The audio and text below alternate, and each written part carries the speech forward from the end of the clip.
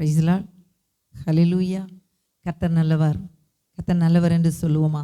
கர்த்தர் நல்லவர் என்று சொல்லுகிற அத்தனை பேரும் இருக்கிற இடத்துல அப்படியே வாய்களை திறந்து கர்த்தர் நல்லவர் சொல்லுவீங்களா? சொல்ல முடியாத நிலையில் இருக்கிறவர்கள் இருதயத்திலே சொல்லுங்க, கர்த்தர் நல்லவர். ஹல்லேலூயா. நம்மை உண்டாக்கின தேவன் நல்லவரும் நமக்கு நன்மை செய்கிறவருமாய் இருக்கிறார். அவர் வல்லவரும் கிருபை நிறைந்தவருமாய் இருக்கிறார். அவர் அன்புள்ளவரும் நம்மை அரவணைக்கிறவருமாய் இருக்கிறார். அவர் வல்லவரும் நம்மை பாதுகாக்கிறவருமாய் இருக்கிறார். அவருக்கு நன்றி சொல்லுவோமா? அவருக்கு நாம் நன்றி சொல்லாமல் இருக்கவே முடியாது. நம்மை நேசிக்கிற நல்ல தகப்பனுக்கு நம்முடைய துதியை செலுத்த நாம் கடமைப்பட்டிருக்கிறோம். ஹல்லேலூயா.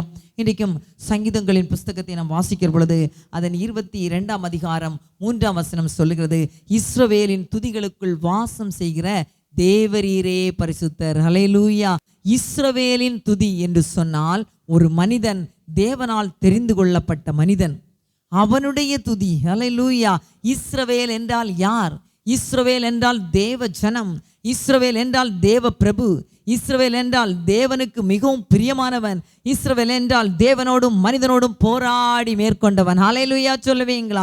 இஸ்ரவேல் என்று சொல்பவன் தேவனோடு கூட இருந்து போராடி ஜெபிக்கிறவன்.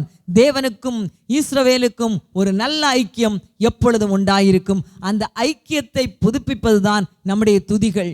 துதி என்று சொல்லுவது தேவன் விரும்புகிற ஒரு காரியம். ஹல்லேலூயா. தேவனோடும் மனிதனோடும் போராடி மேற்கொண்ட யாக்கோபின் காரியம் நமக்கு தெரிந்தாக வேண்டும்.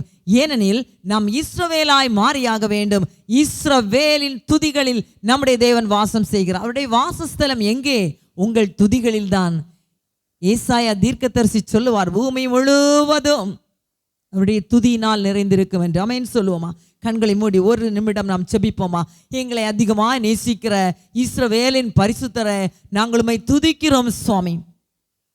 இஸ்ரவேலின் துதிகளுக்குள் வாசம் செய்கிறவரே, என்னுடைய துதிகளுக்குள் நீர் வாசம் செய்யும்படியாய் ஜெபிக்கிறேன். என்னுடைய கவலைகள், என்னுடைய பாடுகள், என்னுடைய நெருக்கடிகள், என்னுடைய துக்கங்கள், என்னுடைய துன்பங்கள் உம்மை விட்டு என்னை தூரப்படுத்தாதபடிக்கு என் நாவு உம்மை துதிக்கட்டும், என் ஆவி உம்மை துதிக்கட்டும், என் ஆத்மா உம்மை துதிக்கட்டும், என்னை ஆயத்தப்படுத்தும். இந்த வார்த்தைகளை கேட்கிற ஒவ்வொரு பிள்ளைகளுடைய வாழ்க்கையில் அற்புதங்கள் நடக்கத்தக்கதாக இவர்களை துதி வீரர்களாய் மாற்றுவீராக. துதிக்கிற மனிதர்கள் ஜெயத்தை பெற்றுக்கொண்டார்கள். இஸ்ரவேலர் துதித்தார்கள், ஜெயத்தை அனுபவித்தார்கள். சங்கீதக்காரன் தாவீது துதித்தார், ராஜாவாய் மாற்றப்பட்டார். அப்போஸ்தலனாகிய பவுலும் சீலாவும் துதித்தார்கள், கட்டுகள் கலஞ்சு போயிற்று. இன்றைக்கு கட்டுகளோடு இருக்கிறீர்களா? கஷ்டங்களோடு இருக்கிறீர்களா? கண்ணீர்களோடு இருக்கிறீர்களா? கவலைகளோடு இருக்கிறீர்களா? கர்த்தர் சொல்லுகிறார், எல்லாவற்றையும் என் ஜனத்தை விட்டு நான் மாற்றி போடுவேன் என்று. என் ஜனம் என்று சொன்னால் கர்த்தருக்கு பிரியமான ஜனம் அல்லவா? யாக்கோபு எத்தனாய் காணப்பட்டான். தன் சகோதரனுடைய சேஷ்ட புத்திர பாகத்தை வஞ்சித்தவன். ஆனாலும் கர்த்தர் யாக்கோபை நேசித்தான். ஏசாவினுடையவைகள் ஆராய்ந்து பார்க்கப்பட்டது, யாக்கோபை கர்த்தர் நேசித்தார். அதற்கு காரணம், தகப்பன் வீட்டை விட்டு அவன் துரத்தப்பட்டான். தனிமையிலே அவன் ஆந்திரத்தில் படுத்திருந்தான். கல்லை தலைக்கு வைத்து துயின்று அவனை கர்த்தர் கண்டார். அந்த இடத்திலே அவன் கண்ட தரிசனம் அவனை உயர்த்திற்று. அவன் கண்ட தரிசனம் என்ன தெரியுமா? பரலோகத்திலிருந்து பூமி வரைக்கும் ஒரு ஏணி வைக்கப்பட்டிருந்தது. அந்த ஏணியிலே தேவதூதர்கள் ஏறுவதையும் இறங்குவதையும் கண்டார். இன்றைக்கு நாம் பார்க்கிற உயரிய தரிசனங்கள் என்ன? நம்மை பாடுகளுக்கு நீங்களாக்கும். இன்றைக்கு கட்டுகள், பிசாசின் போராட்டங்கள், வலசர்ப்பத்தின் கிரியைகளோடு இருக்கிறீர்களா? கர்த்தரை துதிக்க ஆரம்பிங்க. இந்த வார்த்தைகளை கேட்கிற ஒவ்வொரு பிள்ளைகளுடைய வாழ்க்கையிலும் கட்டுகள், கழலும், ஆசீர்வாதங்கள் கடந்து வரப்போகிறது. ஆவிக்குரிய பூமிக்குரிய தடைகளை கர்த்தர் உடைக்கிறார். செபாவி நஷ்டப்பட்டு போன பிள்ளைகளுக்கு செபாவியை ஊற்றுகிறார். இல்லாமை மாறுகிறது, தரித்திரம் மாறுகிறது, பாடுகளுக்கு கர்த்தர் நீங்களாக்குகிறார். வார்த்தையை கேட்கிற பிள்ளைகள் என்னென்ன காரியங்களுக்காக காத்திருக்கிறார்களோ அவைகளுக்கு கர்த்தர் பதில் தருவீராக. ஜீவனுள்ள தேவன் பதில் தந்து நடத்தும். இயேசுவின் நாமத்தில் பிதாவே, ஆமென். ஹல்லேலூயா. வேத புத்தகத்தை வைத்திருக்கிறவர்கள் உங்கள் வேத புத்தகத்தை திருப்பிக் கொள்ளுங்கள். ஆதியாகமத்தின் புஸ்தகம் 32ஆம் அதிகாரம் அதன் 24ஆம் வசனத்தை வாசிக்கிற பொழுது, யாக்கோபு பிந்தி தனித்திருந்தான். அப்பொழுது ஒரு புருஷன் பொழுது விடியுமளவும் அவனுடனே போராடி. ஹல்லேலூயா. அப்படியானால் யாக்கோபு தன் சகோதரனை சந்திக்க தன் ஆஸ்தி ஐஸ்வர்யங்களோடு, மனைவிகள் பிள்ளைகளோடு, ஆடு மாடு மந்தைகளோடு கடந்து வருகிறான். ஆனால் ஒரு பயம், தன் சகோதரன் தன்னை ஏற்றுக்கொள்ளுவானா, இல்லை இங்கும் எனக்கு பிரச்சனைகள் வருமா, தன் சகோதரன் ஏற்றுக்கொள்ளாவிட்டால் என்ன நடக்கும் என்ற பயம். மனைவி பிள்ளைகளை அப்புறப்படுத்தினான். யாப்போக்கு ஆற்றை கடக்கிறான், தனியாய் அமருகிறான். இந்த மனுஷன் பாருங்க, யாப்போக்கு என்கிற ஆற்றின் துறையை கடந்தான்.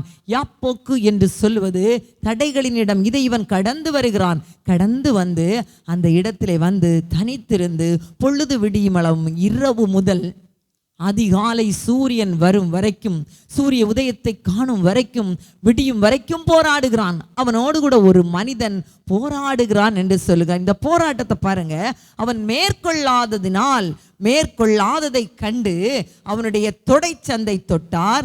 அதனால் அவரோடு போராடுகையில் யாக்கோபின் தொடை சந்து சுளுக்கி போயிற்று. அப்படியானால் எனக்கு ஒரு ஆசீர்வாதம் வேண்டும், என்னை அவர் ஆசீர்வதித்தே ஆக வேண்டும், இந்த தேசத்தில் அவர் நிலைநாட்ட வேண்டும், என் சகோதரனோடு நான் ஒப்புரவாகி ஒரு ஐக்கியமான வாழ்வு வாழ வேண்டும் என்ற எண்ணத்தில் அவன் தேவனோடு போராடினான். கரம் தட்டி அல்லேலூயா சொல்லுவீங்களா? தொடர்ந்துள்ள பகுதியை வாசிக்கிற பொழுது 26ஆம் வசனம் சொல்லுகிறது, அவர் நான் போகட்டும் பொழுது விடுகிறது என்றார். அப்படியானால் அன்றைக்கு தேவதூதர்களும் தேவனும் இந்த பூமியிலே கடந்து வந்து கர்த்தருடைய தாசர்களோடும் முற்பிதாக்களோடும் பரிசுத்தவான்களோடும் தீர்க்கதரிசிகளோடும் கடந்து வந்து பேசி இருக்கிறார்கள். பொழுது விடியும் வரைக்கும் அவர்கள் இங்கே இருப்பது வழக்கம்.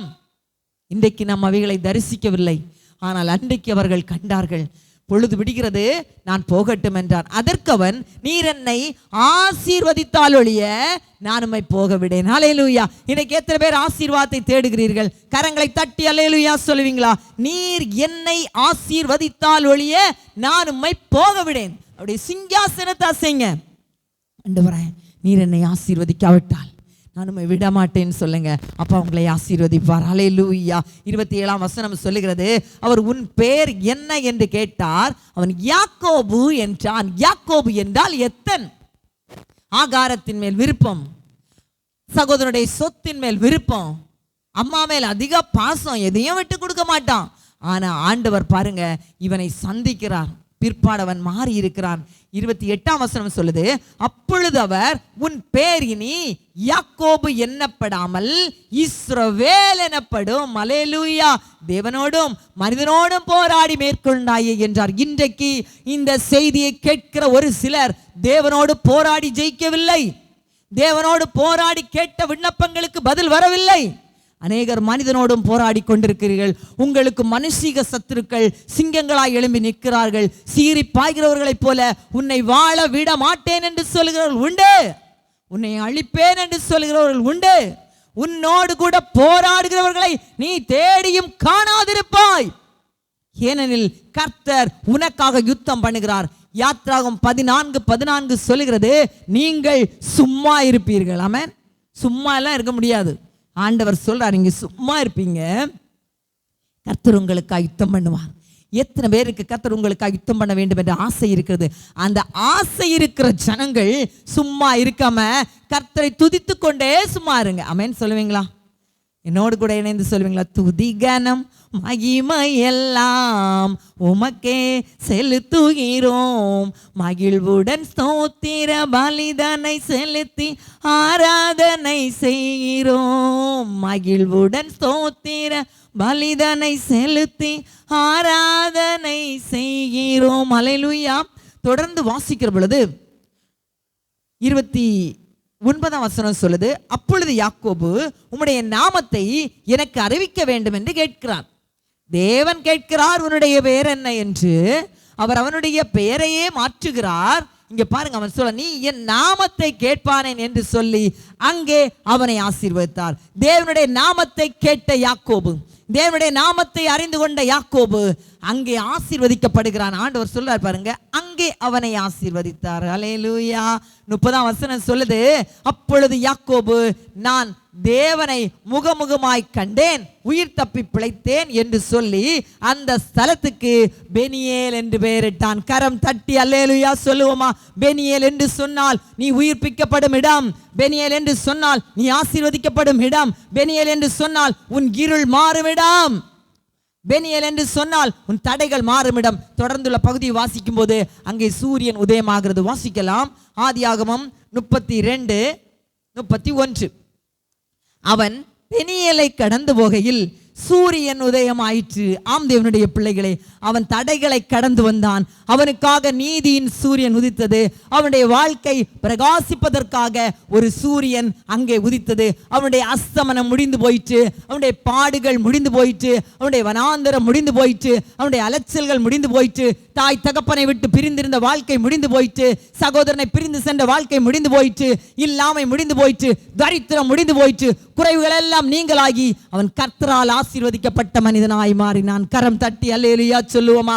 ஆண்டவர் யாக்கோபை விட ஏசாவை அதிகம் நேசிக்கவில்லை, யாக்கோபை அதிகமாய் நேசித்தார். அதனால தான் அவருடைய பெயரை மாற்றினார். கர்த்தருடைய பெயரை மாற்ற காரணம் என்ன தெரியுமா? எண்ணாகமம் 24:1 வாசிக்கிற பொழுது அங்கு அழகாக எழுதப்பட்டது, இஸ்ரவேலை ஆசீர்வதிப்பதே கர்த்தருக்கு பிரியம். அப்படியானால் யாக்கோபா இருக்கிற வரைக்கும் அவன் ஆசீர்வதிக்கப்படவில்லை என்று அல்ல, அவன் ஆசீர்வதிக்கப்பட்டான். ஆனால் இஸ்ரவேலை ஆசீர்வதிப்பது தேவனுக்கு பிரியம்.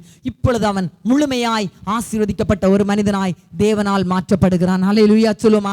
கர்த்தருடைய நாமத்தை கேட்கிற பிள்ளைகள் கர்த்தரால் ஆசீர்வதிக்கப்படுவார்கள். யாத்திராகமம் சொல்லுகிறது, என் நாமத்தை பிரஸ்தாபப்படுத்தும் எந்த ஸ்தானத்திலும் உன்னிடத்தில் வந்து உன்னை ஆசீர்வதிப்பேன். எந்த தெய்வத்தையும் நாம் தேடி போக வேண்டும். ஆனால் நம்முடைய கர்த்தராகிய கிறிஸ்துவை மட்டும் நீங்கள் தேடி போகாமல் இருக்கிற இடத்திலே, உங்கள் அறை வீட்டிலே வந்து இறங்குகிறவர் கர்த்தராகிய தேவன் மட்டுமே. நீங்கள் எங்கு சென்றாலும் தெய்வத்தை பார்க்கலாம். நீங்கள் இருக்கிற இடத்தில் தேவனை பார்க்கலாம். நீங்கள் பரிசுத்தமாய் இருந்தால் போதும், உங்கள் உள்ளம் பரிசுத்தமாய் இருந்தால் போதும், அந்த பரிசுத்த தேவனை நீங்கள் தரிசிக்க முடியும். இன்றைக்கு நீங்கள் இஸ்ரவேலாய் மாறினீர்கள் என்றால் இஸ்ரவேலின் ஆசீர்வாதத்தை நீங்களும் பெற்றுக்கொள்வீர்கள்.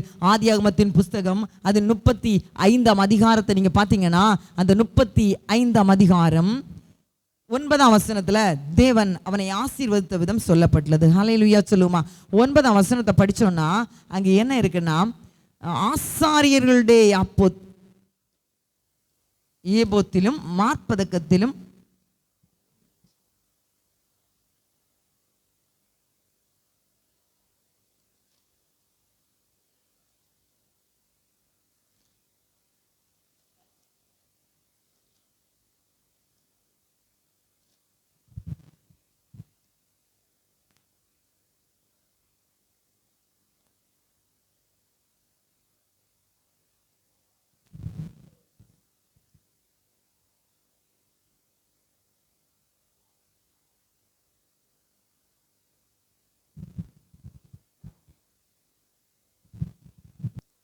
ஆதியாகமம் 32ஆம் அதிகாரம் 10ஆம் வசனத்தை வாசிக்கிற பொழுது, அடியேனுக்கு தேவரீர் காண்பித்த எல்லா தயவுக்கும் எல்லா சத்தியத்துக்கும் நான் எவ்வளவு வேணும் பாத்திரன் அல்ல.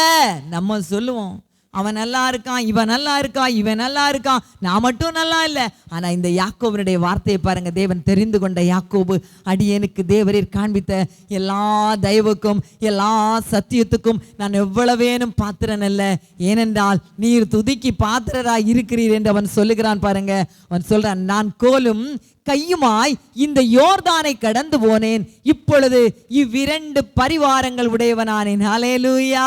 நான் இந்த ஆற்றை கடப்பதற்கு முன்பாக எப்படி போனேன் தெரியுமா? வெறும் கையும் கோலுமாய். யோர்தான் என்று சொன்னால் அறுப்பு காலம் முழுவதும் கரை புரண்டு ஓடுகிற நதி, அதையும் நான் கடந்து வந்தேன். நான் அப்பொழுது எப்படி போனேன்? ஒரு மேய்ப்பனுடைய கோலோடு போனேன். ஆனால் இப்பொழுது இரண்டு பெரிய பரிவாரங்களுடையவனான் என்று கரங்களை தட்டி அல்லேலூயா சொல்லுவோமா? யாக்கோபை போல என்றைக்கு நாம் சொல்லுகிறோமோ, ஆண்டவரே இந்த பூமியிலே வாழ்வதற்கு நான் தகுதி இல்லை, நீர் இந்த பெரிய வீட்டை கொடுப்பதற்கு நான் தகுதி இல்லை, என்னை ஊழியக்காரனாய் வைத்திருக்கிறீரே அதற்கு நான் தகுதி இல்லை, என் ஆசீர்வாதங்களுக்கு எவ்வளவேனும் நான் பாத்திரன் அல்ல என்று தன்னை தாழ்த்தினவன் இரட்டத்தனையாய் ஆசீர்வதிக்கப்பட்டான். கரம் தட்டி அல்லேலூயா சொல்லுவோமா? வெறுங்கையாக கடந்து வந்தேன், இரு பரிவாரங்கள் எனக்கு தந்தீர். வெறும் கையாக கடந்து வந்தேன், இரு பரிவாரங்கள் எனக்கு தந்தீர். ஏல் எல்லோகே ஏல் எல்லோகே ஏல் எல்லோகே உம்மை துதிப்பேன். எத்தனை பேருக்கு இரட்டத்தனையான ஆசீர்வாதம் வேணும்? கரம் தட்டி அல்லேலூயா சொல்லுங்க. 24 hours 24 மணி நேரமும் என் கர்த்தரை துதிங்க, கர்த்தருடைய நாமத்தை துதிங்க. எப்படி யாக்கோபு ஆசீர்வதிக்கப்பட்டானோ அப்படியாய் இன்றைக்கு இந்த செய்தியை கேட்கிற நீங்கள் ஒருவேளை வெறும் கையாக காணப்படலாம், வெறுமையின் அப்பத்தை புசிக்கலாம், தரித்திரத்தோடு காணப்படலாம். என் கர்த்தர் சொல்லுகிறார், உங்கள் வெறுமை மாறப்போகிறது, உங்கள் தரித்திரம் மாறப்போகிறது. சாரிபாத் விதவையின் வீட்டில் ஒருபடி மாவும் கொஞ்சம் எண்ணெயும் இருந்தது. தேவனுடைய பிள்ளைகளே, எலியா தீர்க்கதரிசியை கர்த்தர் அனுப்பி அந்த வீடு பஞ்சகாலம் முழுவதும் போஷிக்கப்படும்படி என் ஆண்டவர் கிருபை செய்தார் என்றால் உன் வீட்டில் உள்ள வெறுமை நிலைமைகள் மாறும், உன் இல்லாமை மாறும். என் கர்த்தர் நிறைவுள்ளவர், இல்லாததை இருக்கிறதை போல அழைக்கிற தேவன். எல்லாவற்றையும் நீ காசு கொடுத்து தான் வாங்குகிறாய். ஆனா என் அப்பாவை மட்டும் நீ அறை வீட்டில் துதிக்க ஆரம்பிச்சேன்னா நீ கையிட்டு செய்யும் வேலைகள் எல்லாம் ஆசீர்வதிக்கப்படும், உன் குறைவுகள் எல்லாம் நிறைவாய் மாறும். யாக்கோபு அறிந்து கொண்ட தேவனை நீ அறிந்து கொண்டாயானால் இஸ்ரவேலின் தேவன் உன்னை ஆசீர்வதிப்பார். உங்கள் வாழ்க்கை ஆசீர்வதிக்கப்பட வேண்டுமா? யாக்கோபை போல கர்த்தரோடு போராடுங்கள், தேவனோடு உங்கள் ஐக்கியத்தை வைத்துக் கொள்ளுங்கள். அந்த தேவன் உங்களை நிச்சயமாய் ஆசீர்வதிப்பார். கரங்களை தட்டி அல்லேலூயா சொல்லுவீங்களா? யாக்கோபின் ஆசீர்வாதத்தை சொல்லுகிற பொழுது ஆதியாகமம் 35 அதிகாரம் 9 முதல் 13 வரை உள்ள வசனங்களை வாசித்து பார்ப்பீர்களானால் திருப்பிக் கொள்ளுங்கள். ஆதியாகமம் 35 9 முதல் 13. யாக்கோபு பதான் அராமில் இருந்து வந்த பின்பு தேவன் அவனுக்கு மறுபடியும் தரிசனமாகி அவனை ஆசீர்வதித்து, கர்த்தரை தேடுகிறவனை கர்த்தர் மீண்டும் மீண்டும் தேடி வருவார். தேடி அவனை ஆசீர்வதித்து, இப்பொழுது உன் பேர் யாக்கோபு, இனி உன் பேர் யாக்கோபு எண்ணப்படாமல் இஸ்ரவேல் என்று உனக்கு பேர் வழங்கும் என்று சொல்லி அவனுக்கு இஸ்ரவேல் என்று பெயரிட்டான். இன்று வரைக்கும் அவனை 2 மனைவி பிள்ளைகள் பிறக்கிற வரைக்கும் அவன் பெயர் யாக்கோபு தான். கர்த்தரை என்றைக்கு கண்டானோ, கர்த்தரை என்றைக்கு தரிசித்தானோ, கர்த்தரோடு என்றைக்கு போராடினானோ அன்றைக்கே அவனுடைய போராட்டங்களுக்கு ஒரு முடிவு வரும்படிக்காய் கர்த்தர் அவனுக்கு இஸ்ரவேல் என்று பெயரிட்டான். இன்றைக்கு நீங்களும் இஸ்ரவேலாய் மாற வேண்டும். உங்களுடைய எரிச்சல் அடங்க வேண்டும், உங்கள் பொறாமைகள் அடங்க வேண்டும், பிறரை குறித்து வாது சூது சொல்லுகிற உன் வாய் அடங்க வேண்டும். உன் நாவை நீ அடக்குவாயானால், உன் நாவை தேவனுக்கு முன்பாக நீ பிரதிஷ்டை செய்வாயானால், நான் ஒன்றுக்கும் உதவாதவன் என்று என்னை தாழ்த்தி, நான் ஒரு புழு ஆண்டவரே, நான் ஒரு அற்பமானவன் ஆண்டவரே, நான் ஒரு தூசி ஆண்டவரே என்று சொல்லப்பட்ட அத்தனை பேரும் உயர்த்தப்பட்டார்கள். நான் என்று சொன்னால் நேபுகாத்நேச்சார் நிலைமை உனக்கு வரும். நான் என்பதை மறந்து நானும் என் கர்த்தரும் என்று சொல்ல ஆரம்பிங்க, நானும் என் சபையும் என்று சொல்ல ஆரம்பிங்க, நானும் என் வீட்டாரும் என்று சொல்ல ஆரம்பிங்க. கர்த்தர் உங்களை ஆசீர்வதிப்பார். ஹல்லேலூயா. 11ஆம் வசனம் சொல்லுது, பின்னும் தேவன் அவனை நோக்கி யாக்கோபை நோக்கி சொல்லுகிறார், நான் சர்வவல்லமையுள்ள தேவன், நீ பலுகி பெருகுவாயாக.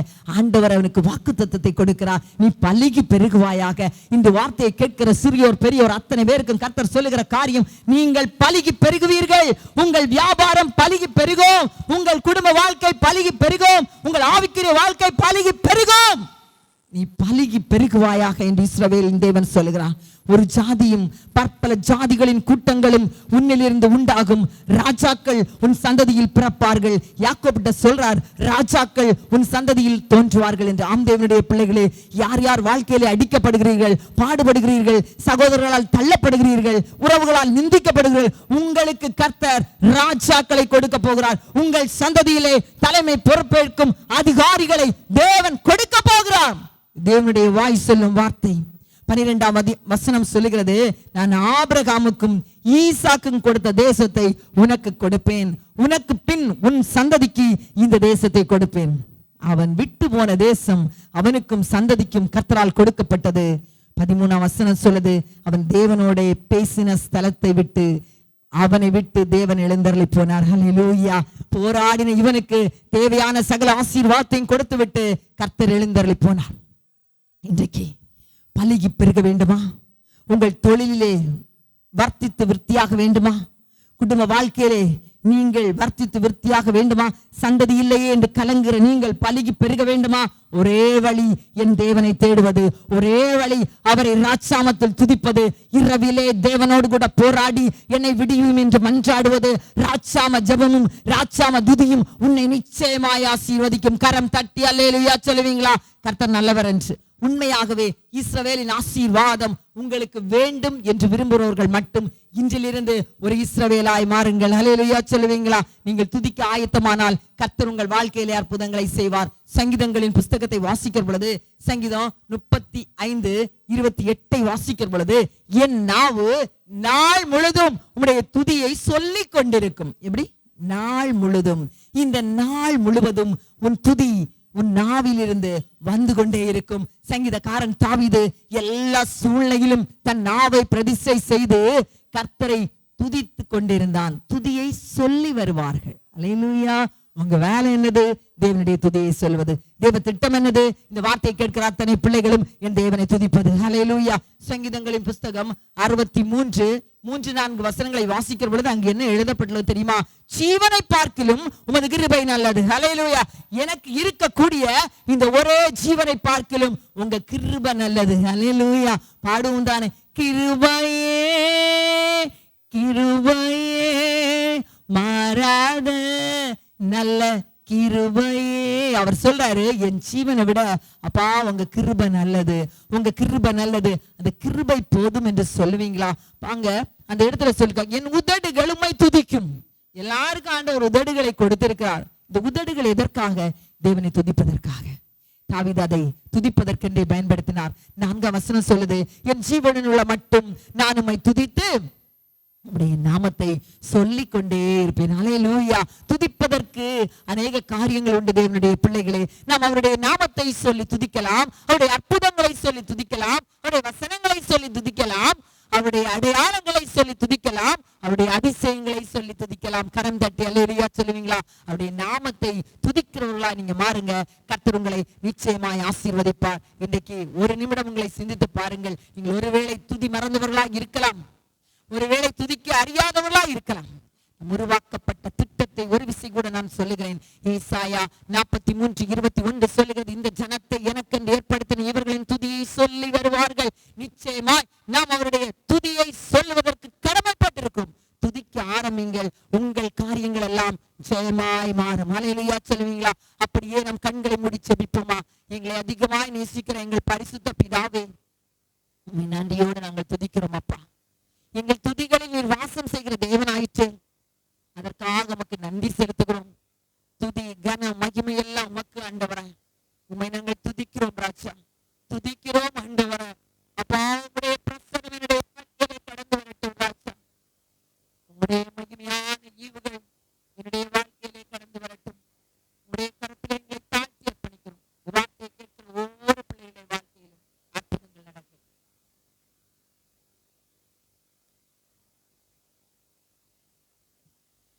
ஏசாயா 43:21 படி தேவ திட்டத்தை அறிந்து கொண்டோம் தானே?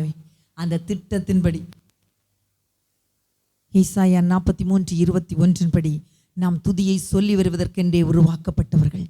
தாவீது நாள் முழுவதும் கர்த்தரை துதித்தபடியினால் அவருடைய வாழ்க்கையிலே பல மாற்றங்களை கண்டுகொண்டார். இன்றைக்கும் இந்த வார்த்தையை கேட்கிற ஒவ்வொருடைய வாழ்க்கையிலும் புதிய புதிய அற்புதங்கள் நடக்கப் போகிறது. அவருடைய துதியை சொல்லி வரும் ஜனங்களாய் கர்த்தர் உங்களை மாற்றிக்கொண்டிருக்கிறார். நாம் ஜெபிப்போமா? கண்களை மூடுவோம். இருக்கிற இடத்தில் எங்கள் நல்ல தகப்பனே, துதிகள் மத்தியில் வாசம் செய்கிற தேவரீரே, பரிசுத்தர் ஆண்டவரே, அப்பா நான் இன்றைக்கு என்னுடைய பாவங்களை விட்டு, சாபங்களை விட்டு, எதிரான எண்ணங்களை விட்டு, பொறாமை குணங்களை விட்டு, எரிச்சலின் ஆவிகளை விட்டு, நான் மட்டும் வளர வேண்டும் என்ற எண்ணத்தை விட்டு நான் உம்மிடத்தில் வருகிறேன் சுவாமி என்று சொல்லுகிற ஒவ்வொரு பிள்ளைகளுடைய வாழ்க்கையிலும் புதிய அற்புதங்கள் நடக்கட்டும். இவர்களை துதி வீரர்களாய் மாற்றுவீராக.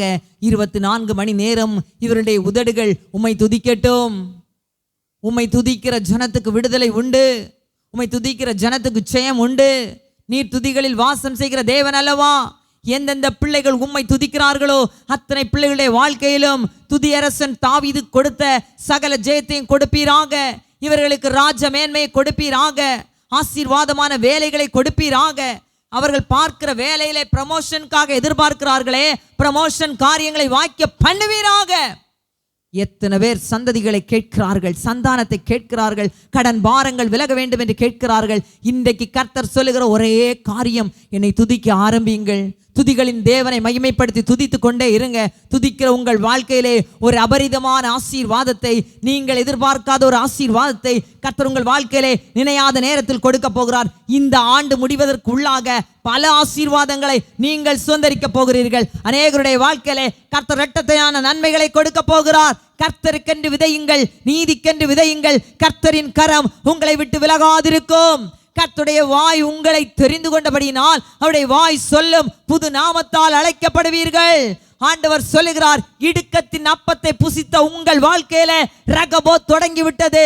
ஈசாக்கை ஆசீர்வதித்தது போல கர்த்தர் உங்கள் வாழ்க்கையை 100 மடங்கு ஆசீர்வதிக்க போகிறார். 100 மடங்கு ஆசீர்வதிக்க போகிறார். உங்கள் குறைவுகள் நிறைவாக போகிறது. உங்கள் வருமானங்களை நீங்கள் பெருக்கிக் கொள்வீர்கள். சகலத்திலும் நீங்கள் பலுகி பெருகுவீர்கள் என்று கர்த்தர் சொல்லுகிறார். இன்றைக்கு கர்த்தருடைய வார்த்தைகள் உங்கள் வாழ்க்கைக்கு மதுரமாய் மாறும்.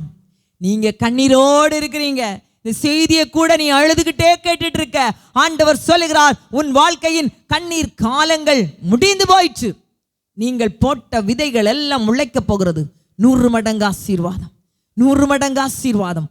துதிக்க ஆரம்பிங்க.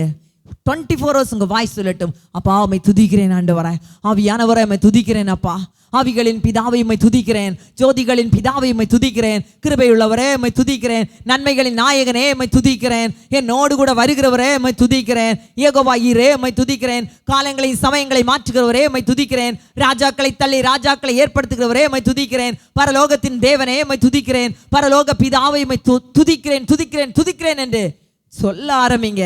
அந்த துதியின் விளைவை பாருங்க, பிற்பாடு பெரிய மகிமை உண்டாயிருக்கும். இன்றைக்கு இந்த வார்த்தையை கேட்கிற ஒவ்வொரு பிள்ளைகளுடைய வாழ்க்கையிலும் கர்த்தர் இரட்டத்தனையான பலனை கொடுக்க போகிறார். அநேகருடைய வாழ்க்கை வரும் காலங்களில் 100 மடங்கு ஆசீர்வதிக்கப்பட போகிறது. கர்த்தர் அப்படியே செய்யுங்க. பிள்ளைகளை ஆசீர்வதிங்க. இந்த வார்த்தைகள் இவர்களுக்கு ஆசீர்வாதமாய் மாறட்டும். இந்த துதியின் செய்தியை கேட்ட ஒவ்வொரு பிள்ளைகளுடைய வாழ்க்கையிலும் கட்டுகள் கலந்து போவதை இவர்கள் காணட்டும். பிசாசுகள் அலறி ஓடுகிற அனுபவங்களை காணட்டும். இவர்கள் இப்படியே செய்து தேவனுடைய சகல நன்மைகளாலும் நிரப்பப்படுங்கள். ஆசீர்வதியும் காத்தருளும். பிதாவாகிய தேவனுடைய நல்ல நாமத்தில் ஜெபிக்கிறோம். ஜெபங்கேளும் ஜீவனுள்ள வல்ல நல்ல பிதாவே. ஆமேன், ஆமேன், ஆமேன்.